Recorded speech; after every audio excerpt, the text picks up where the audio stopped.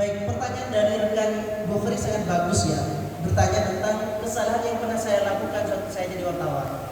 Kesalahan yang pernah saya lakukan ketika jadi wartawan adalah saya pernah meliput dan hasil liputannya mengancam nyawa saya. Karena berita yang saya hadirkan tentang politik hanya menyoroti satu calon, tidak mengonfirmasi terkait persoalan yang saya angkat terhadap calon yang saya persoalkan itu dalam berita. Artinya kesalahan saya adalah tidak overboard side dalam meliput dan menerbitkan berita, sehingga berita tidak berimbang dan merugikan salah satu pihak. Bagaimana misalkan sudah terjadi, maka disinilah pentingnya hak jawab. Jadi orang yang merasa dirugikan dari data yang kita munculkan, sekalipun data dalam berita itu valid, ini tetap wajib diberikan hak jawab. Hak jawab itu maksudnya orang yang diwawancarai menyikapi data yang sudah dalam bentuk berita dan diterbitkan juga. Itu rekan Bukhari bisa dipahami ya. Kemudian pertanyaan dari Mahrus Soleh. Ya, saya tahu sahabat Mahrus Soleh ini adalah penulis andalan kita, penulis pemekasannya. Beliau menghadirkan dua masalah. Apa dua pertanyaan? Pertanyaan yang pertama, masalah yang kemudian dijadikan sebagai bahan berita itu direncanakan atau ketemu di lapangan? Nah, yang pasti masalah itu tidak perlu direncanakan. Tetapi kita ke lapangan ada dua hal yang bisa memunculkan permasalahan. Pertama, karena faktor observasi. Berangkat dari observasi kita mendapati persoalan di lapangan, itu yang kita akan menjadi bahan berita. Atau kita mendengar bahwa ada masalah di suatu tempat, ada persoalan di suatu tempat, kemudian kita hadir ke sana, mengkonfirmasi atau menelusuri benar tidaknya masalah itu. Nah, ketika kita mengungkap masalah dalam sebuah pemberitaan, kita tidak boleh hanya terpaku pada masalah, tetapi wajib hukumnya kita berusaha mencari solusi atas masalah itu. Bagaimana caranya untuk mendapatkan solusi dari masalah yang sedang kita beritakan? Ya, cari narasumber yang sekiranya kompeten dan bisa memberikan solusi atas masalah dari permasalahan yang kita angkat sebagai bahan berita. Paham ya? Itu pertanyaan pertama dari saudara Mahrus. Kemudian pertanyaan yang kedua, menyusun outline kurang sistematis. Nah, outline itu salah satunya adalah agar kita tidak terlalu melebar dalam menulis berita. Itu penting ya. Penting pembuatan outline supaya kita tidak terlalu melebar dalam pembuatan berita. Biar langsung fokus terhadap apa yang mau kita garap. Nah, kalau saudara Mahrus merasa belum sistematis dalam membuat outline, itu harus disyukuri. Kenapa harus disyukuri? Ya karena saudara Mahrus sadar bahwa belum sempurna dalam membuat outline. Yang repot itu membuat outline belum beres, tapi dia tidak sadar dan merasa beres. Nah, ini harus disyukuri oleh saudara Mahrus karena salah satu kenikmatan yang utama adalah kesadaran. Ketika sudah sadar bahwa outline yang kita bikin kurang sistematis, yang kita mencari tadi itu mursyid jurnalistik. Misalkan di sini ada pemberita online, media pemekasan, Kiai Agno. Kita tanya ke beliau, atau saya, atau lesehan tanya, langsung dibimbing. Bagaimana proses membuat outline yang sistematis? Ya langsung praktek. Tak bisa dijelaskan hanya dengan lisan. Mana bentuk draft outline-nya serahkan ke saya, mana hasilnya serahkan ke saya, nanti saya evaluasi. Di sini adalah pentingnya istilah saya mursyid jurnalistik. Begitu ya? Oke. Kemudian yang ketiga dari Hafifatuz Zahra ya. Hafifatuz Zahra ya, mohon maaf. Yang sekarang menahkodai Ibnu Katsir. Susah mengkritisi narasumber.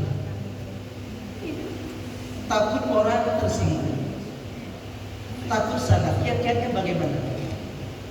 Nah, ini berarti saudari Iva punya belas kasihan yang tinggi.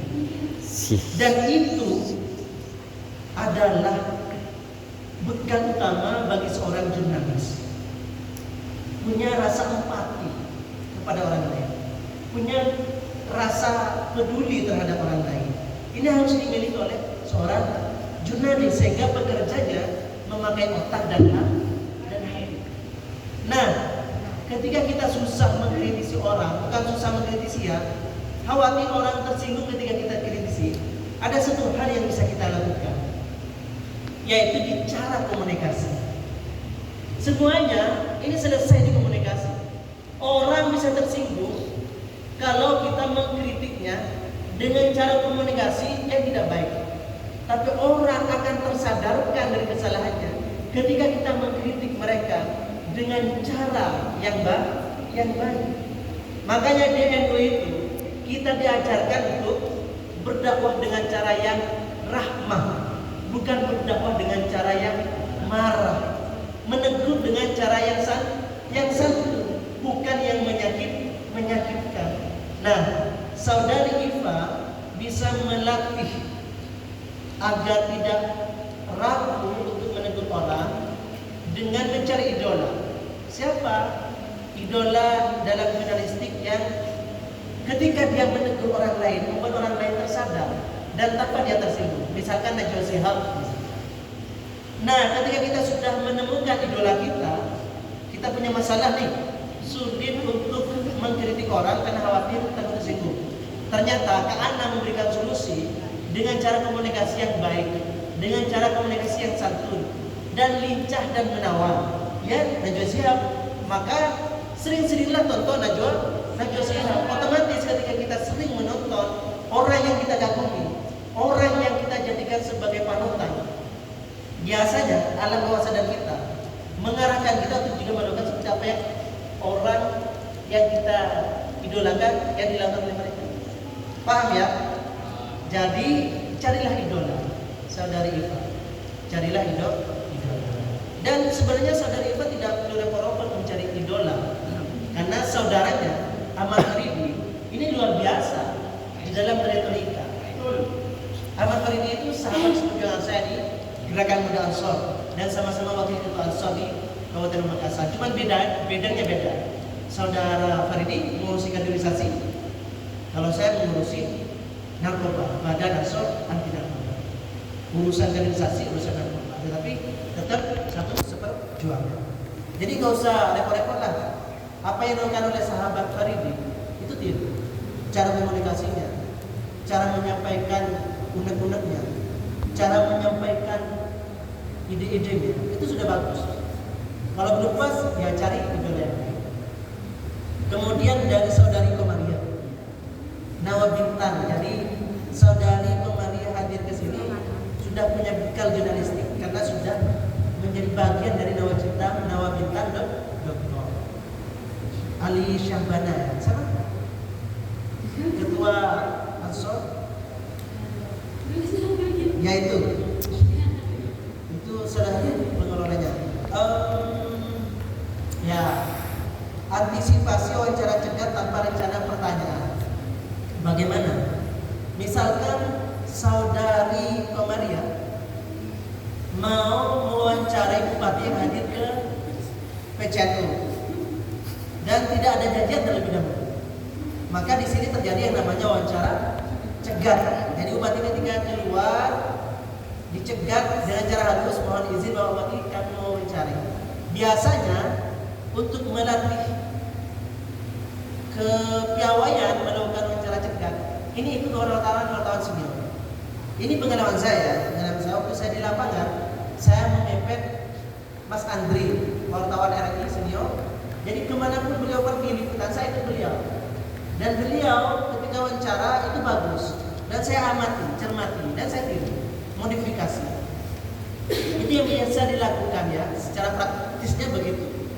Jadi kalau kalian liputan ke lapangan, hadir ke sebuah acara dan ada tokoh yang akan kalian wawancarai, sementara kalian tidak punya perencanaan berita dan harus mencegat tokoh itu untuk bisa wawancarai karena kesibukannya yang luar biasa, maka kalian cukup bareng dengan wartawan-wartawan senior, wartawan hebat. Nah, misalkan tidak ada wartawan lain bagaimana? Saudari Komaria sendirian di sini. Anggap bupati hadir di acara pertanyaan. Ya tetap yang utama adalah berani. Kalau kalian sudah mencegat bupati dan kalian kepepet, pasti otomatis muncul pertanyaan. Apa saja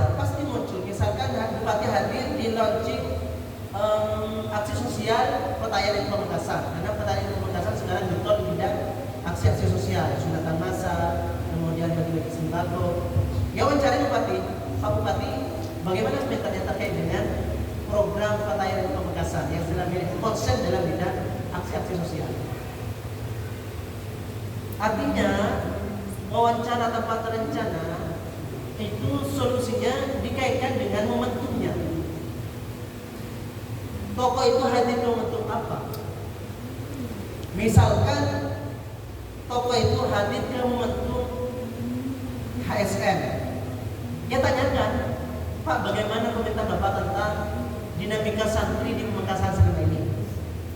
Apa program Bapak yang sentuhannya dengan santri di Kabupaten Pamekasan, mulai dari pemberdayaan, penguatan skill, soft skill dan hard skill dan seterusnya? Itu ditanya.